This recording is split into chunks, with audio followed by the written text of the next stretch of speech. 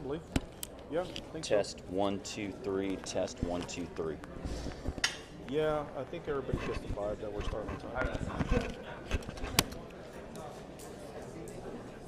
Jesus Christ. Okay. All right, I'll let you know. Okay. Sure. Okay. Sure. Okay.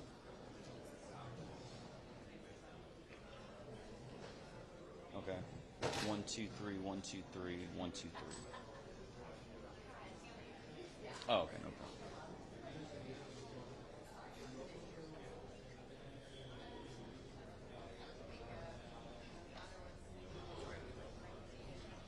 One, two, three, 1 2 3, 1 2 3.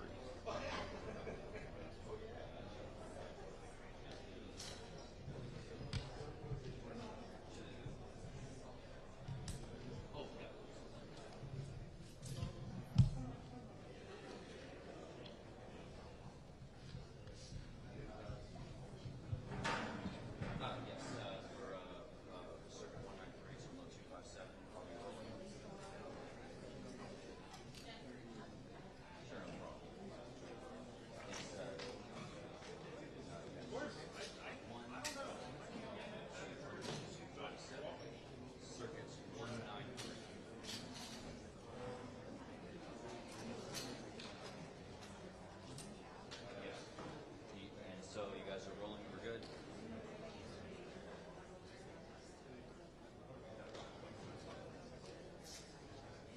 Might check 1 2 3 4. 1 2 3 4. Hello. Oh, that's not mine. You ain't with this. Anywhere up here? I'd probably put it right here. Yeah. These much.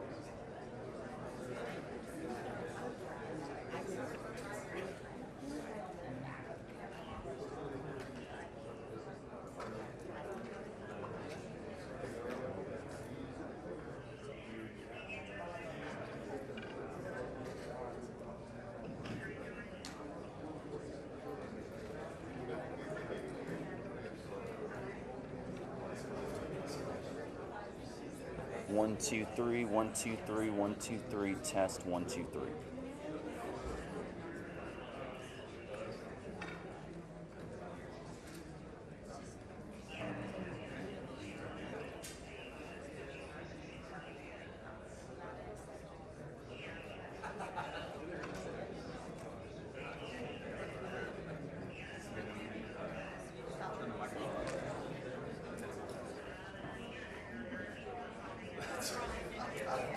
Turn the microphone up.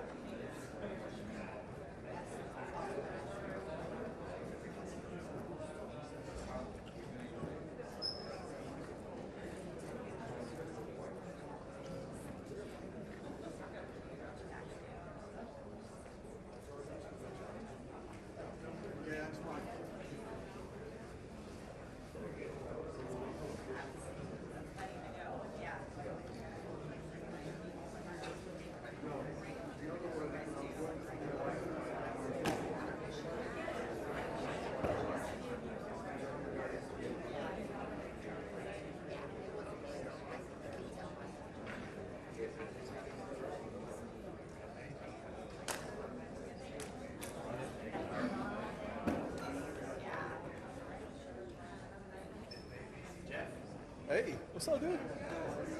Hey, what's going on, man? Hey, live you too. Can you hear me? Hello, hello, hello, hello, hello. Juan, you got me? Juan, you got me? Juan, mic check. Hello. Hey, you got me, brother? Mic check. 1 2 1 2 1 2 1 2 1 2 1 2. Okay. Give me a second.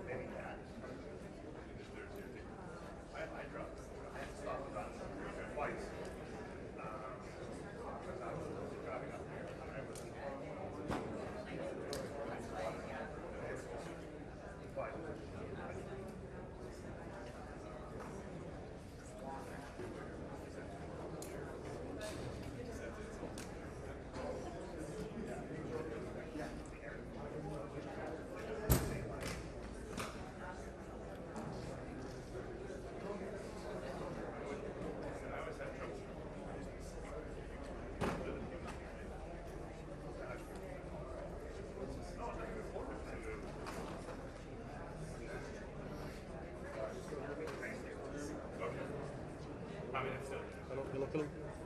Okay. All right, brother. It's up.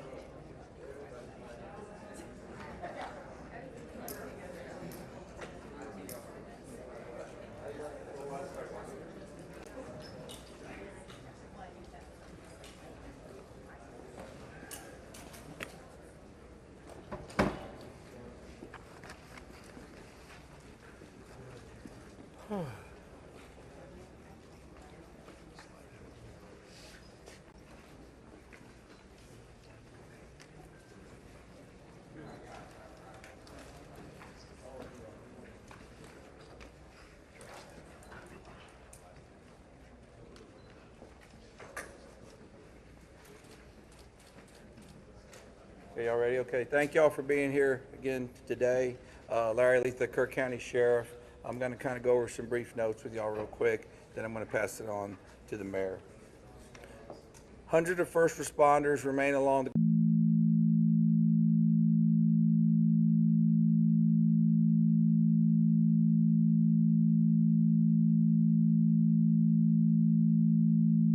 time. 87 deceased have been recovered in Kerr County, including 56 adults and 30 children. Identification is pending for 19 adults and 7 children, with 1 additional person still unidentified. At present, 5 Camp Mystic campers and 1 counselor still remain unaccounted for. We ask private boats to stay off the Guadalupe River to allow search and rescue teams to operate without any interference. This is a tragic time for us.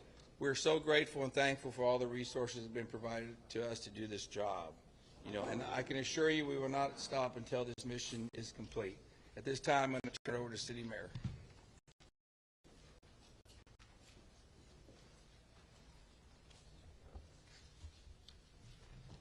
Thank you for being here. I'm Joe Herring Jr. I'm Mayor of the City of Kerrville. I want to reassure our community and those families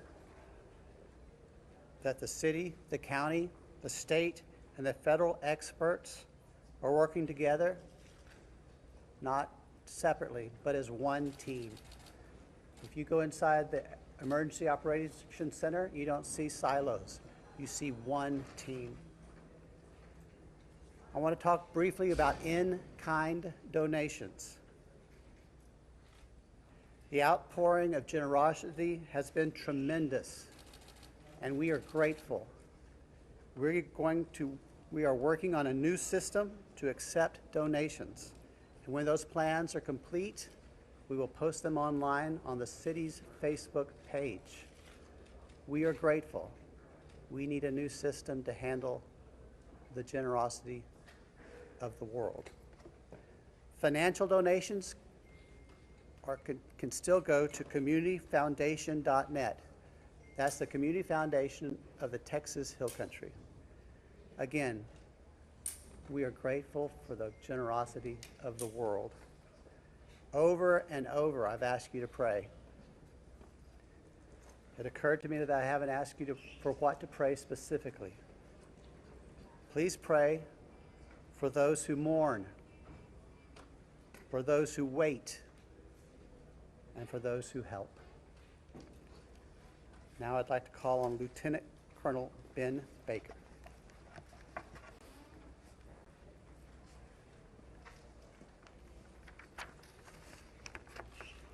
Morning, everyone. Thank you for being here. My name is Ben Baker, Lieutenant Colonel for Texas Game Wardens. I'd like to start out by thanking the Mayor, Sheriff, Chief, our local state partners, Texas Department of Public Safety, and the many others that have responded to this tragic event. We as Texas are strong, and together we face adversity. Your Texas Game Wardens responded in the early mornings of Friday to this tragic event, along with many other local and state partners. Since the early mornings of Friday, your Texas Gamers have had over 300 game wardens in the area, serving the people of the state of Texas and the citizens of Kerr County. Among that, we've searched 26 river miles since the tragic event has started. We've had approximately 444 rescues,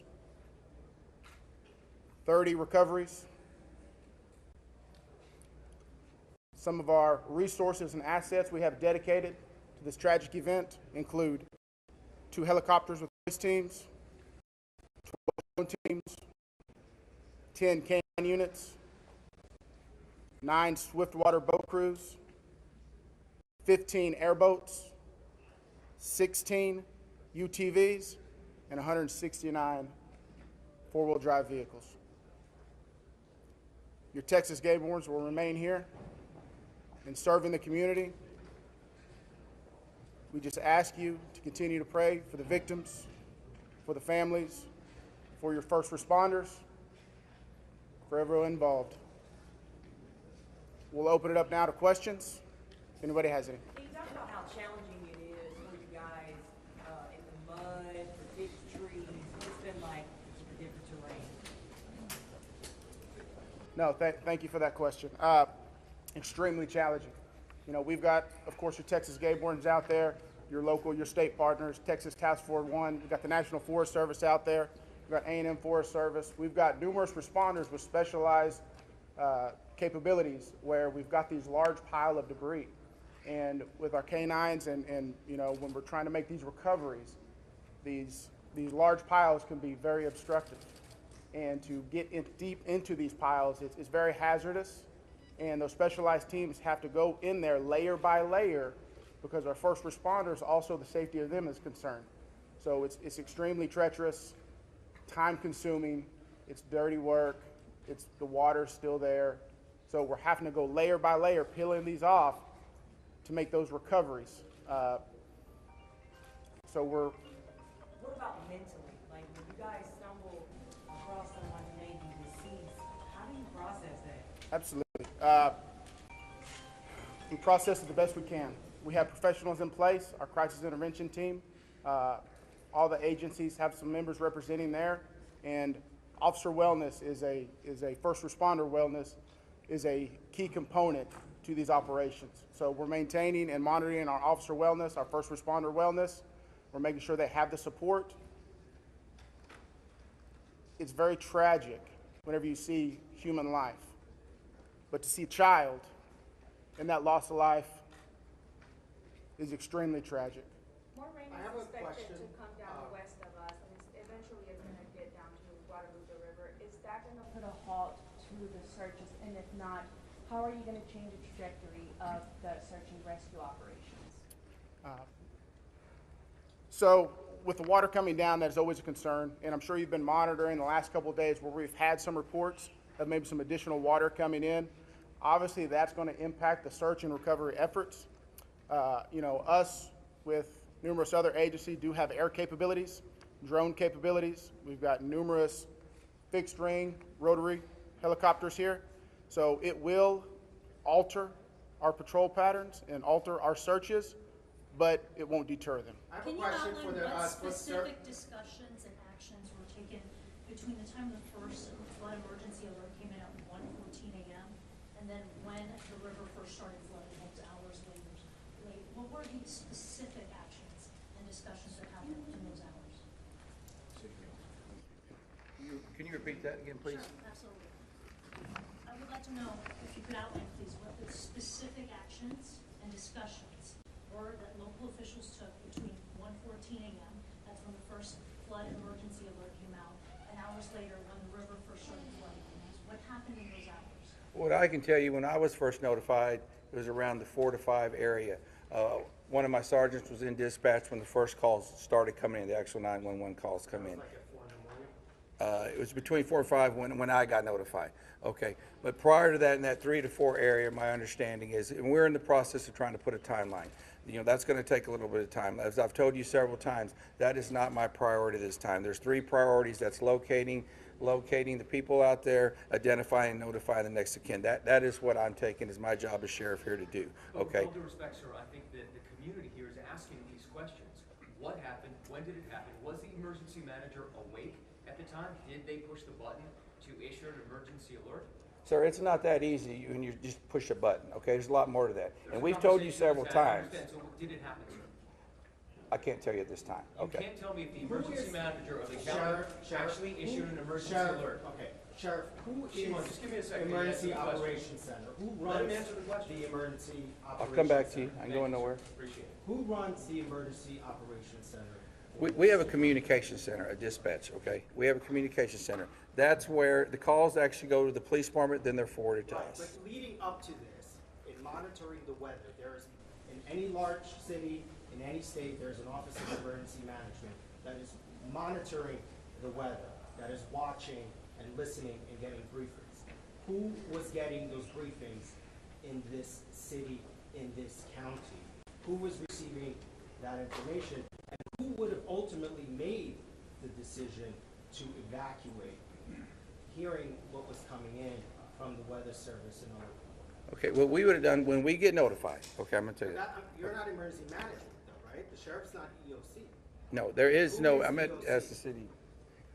Yeah. help me with that. So we understand you have many questions. Right. Hang on. No, I understand, but you're not gonna answer the question because that's up to the city manager and the mayor to answer those Correct. It's the questions. county emergency. We manager. understand you That's have the many judge. Where is the questions. judge? The judge is not here. We understand that, but right now, This team up here is focused on bringing people home. That's our focus. All those questions will be answered, but the priority right now It seems like you're is ducking bringing the- people home. We totally understand that, and we value the incredible work that is being done by those first responders. We're seeing them out there muddy and sweaty and grinding it out day after day. But your community is asking these questions. And we will get answers. Manager in the county Right now, awake at all the of our time? resources are focused You should be able to to answer recovery. who was in charge of the emergency operations center at the time that was getting any briefings. Do we have another question? If any I do. briefings. I think I focus on what local people can be looking for. We're looking at some erosion and roads and safety and then traveling. What can we tell people who live here right now and what they can do in their daily life? Should they worry about traveling on roads? Do you know anything about that infrastructure? Sure, absolutely. Jonathan Lamb, Kerrville Police Department. So we know that there's substantial road damage. Some roads have been closed for safety. We've got crews out there in the county, shoring them up and making sure that people can travel to and from. What we're asking for the public to do to assist us is if they believe that they have seen someone, a victim, notify emergency services. Call 911, let us know, or use our non-emergency numbers, area code 830-257-8181. Contact our dispatch team and we will send officers out there. We also ask folks to limit their travel. Our first responders have had a very difficult time getting to where they need to go because of the amount of people who are flooding our roadways. We understand there's natural curiosity. People want to come here and see the flood damage. Now is not the time for sightseeing. This operation is ongoing and continuous, and it will continue. I've got time for one more question.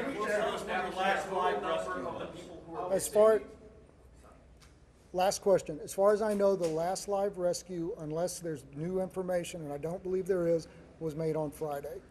All right, I'm afraid that's going to have to do it for this morning. Can someone answer if the bodies have been released to the families, Sheriff? Excuse me. Have the bodies been released to the families? Some. I mean, they're at autopsy. I mean, How many are still missing? Do we have an estimate among the general population, not just the girls from Mystic, even just credible reports? Is it hundreds still? Is there any estimate among the general population of how many people are still missing? No, I've told y'all several times, it's hard to know that number. No, we don't. I know the numbers that we have found, and that's all I know. You still don't want to tell us who was All right, so we're going to continue our operations. The next time that we're going to be in front of y'all will be at 5 p.m. right back here. If there is a critical update, again, we'll provide that information to you through the contact list that you have provided to us. Thank y'all. We appreciate it. Lieutenant? Sir, I have one other question. Maybe you can help. It was about the volunteers that are coming. Is there